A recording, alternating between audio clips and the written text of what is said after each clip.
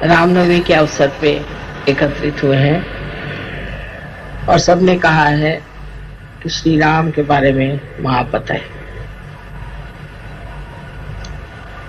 आप जानते हैं कि हमारे चक्रों में श्री राम बहुत महत्वपूर्ण स्थान लिए हुए हैं। वो हमारे राइट हार्ट पर विराजित है। श्री राम एक पिता का स्थान लिए हुए हैं, इसलिए आपके पिता के कर्तव्य में या उसके प्रेम में कुछ कमी रह जाए तो ये चक्र पकड़ सकता है। सहयोग में हम समझ सकते हैं कि राम और सब जितने भी देवताएं हैं, जो कुछ भी शक्ति के स्वरूप संसार में आए हैं, वो अपना अपना कार्य करने आए। उसमें श्री राम का विशेष रूप से कार्य है।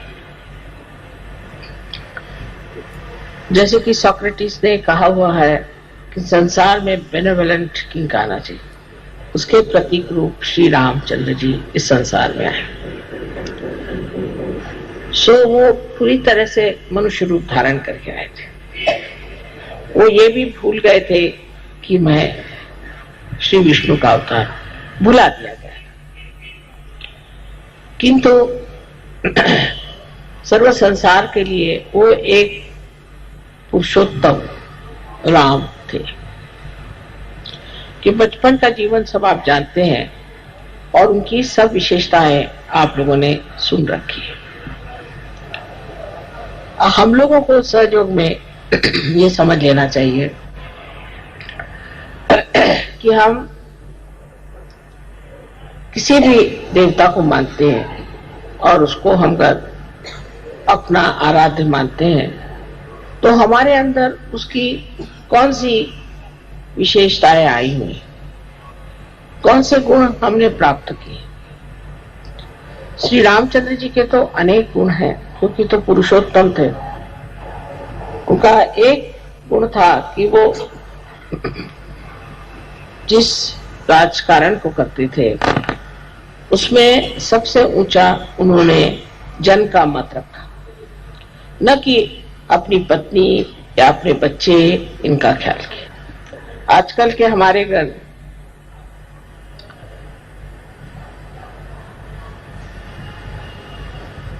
राजकीय लोग, पॉलिटिशियंस इस चीज को समझ लें तो उनसे स्वार्थ ही निकल जाए, वो निस्वार्थ हो जाए, धर्मपरायण हो जाए।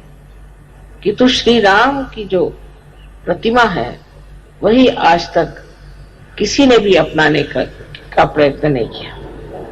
उल्टे उनके भजन जरूर गाएंगे, उनके नाम से बहुत बड़े बड़े ऑर्गेनाइजेशन बने हैं, राम मंदिर बनाएंगे, लेकिन ये सब बना लेने से क्या श्री राम आपके अंदर प्रवेश कर सकते हैं?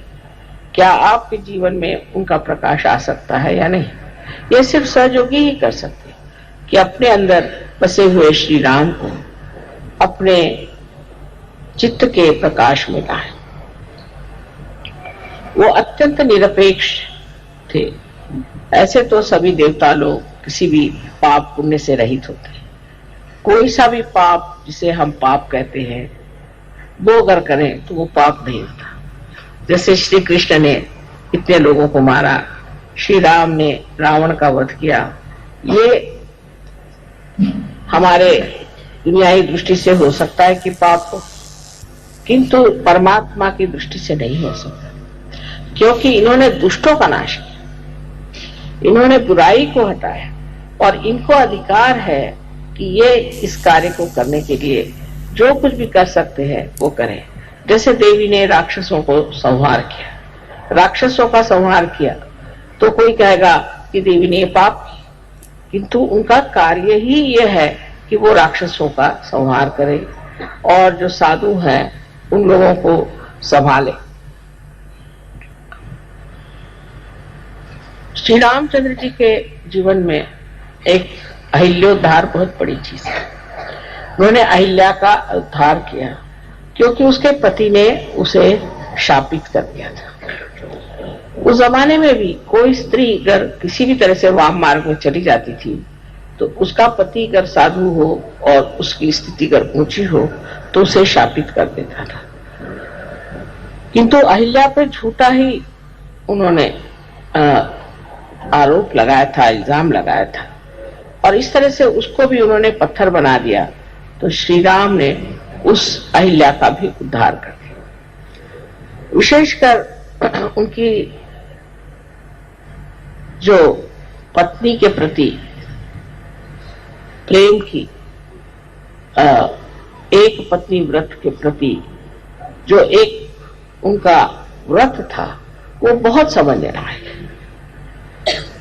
हालांकि वो जानते थे कि सीता जी महालक्ष्मी स्वरूपा है, वो स्वयं देवी है, किंतु मनुष्य के रूप उन्होंने अपने पत्नी के सिवाय किसी और स्त्री की तरफ आंख उठा करके भी नहीं देखा। जब हम According to the calendar, this year there are 10 days of Navratri, not of 9. 9 are the days in the night when the goddess had to fight the demons and to save her children from the effects of negativity.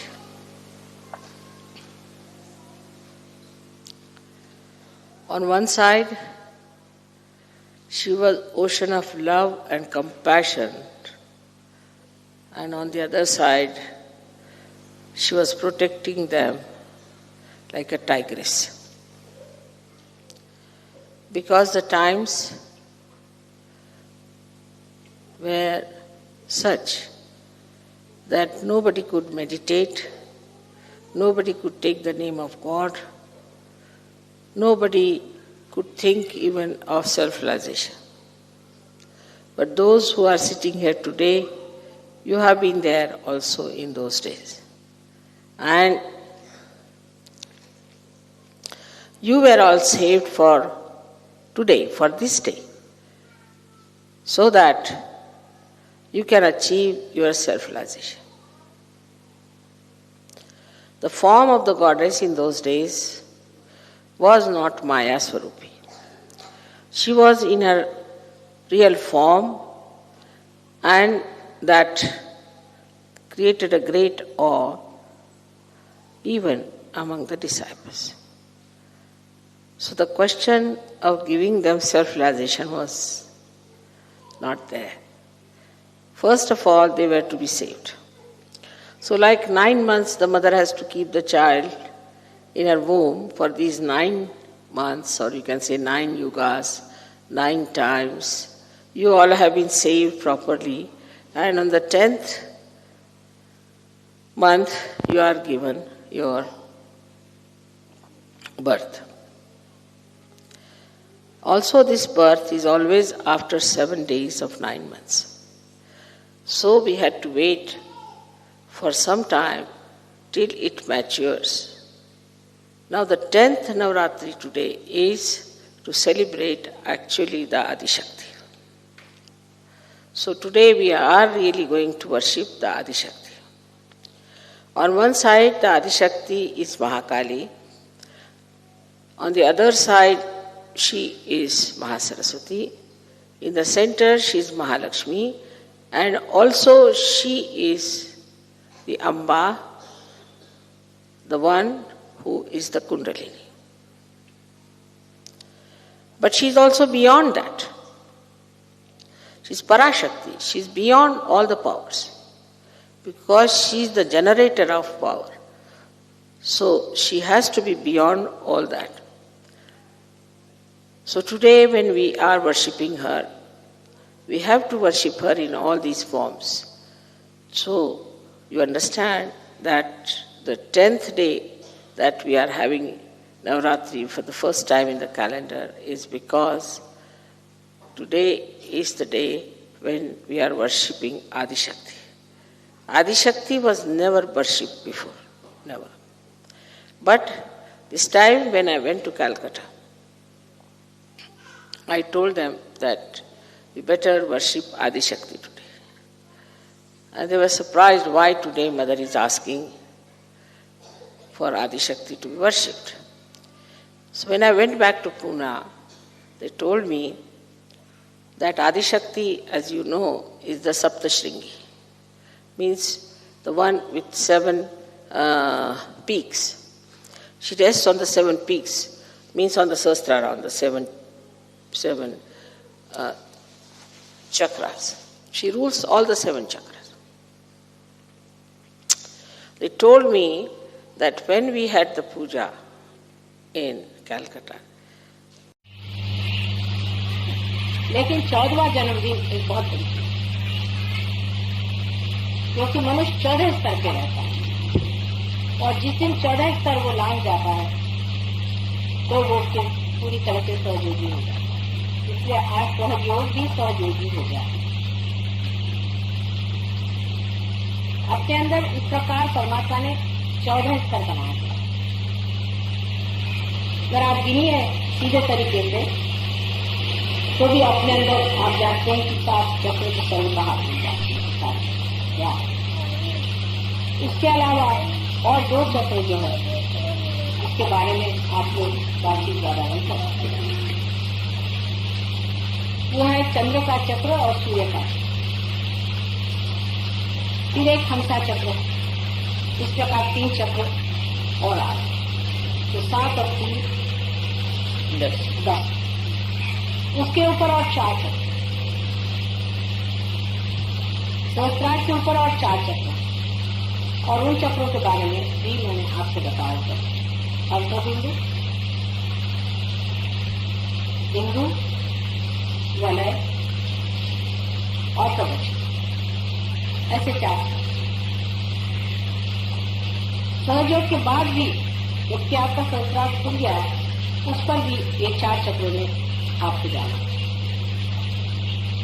अर्धबिंदु, बिंदु, वलय और कवच,